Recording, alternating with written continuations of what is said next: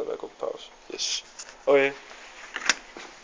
Jamen, vi synes, at bakterievæksten den er nogenlunde fin. Vi har fredag i dag.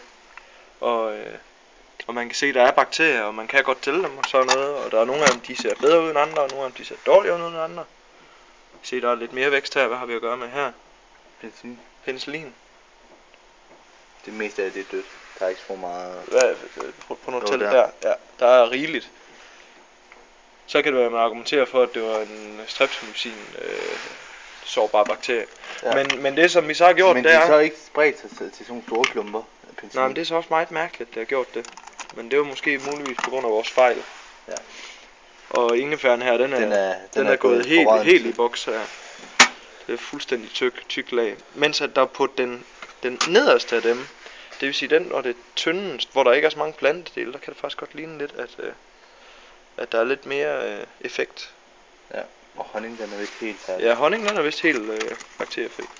Ja, den er. More or less i hvert fald. Vores standardrække er også okay fint. Ja, det er vel ikke standardrækken? Jo, det er her. Er det standardrækken? Ja, du kan se.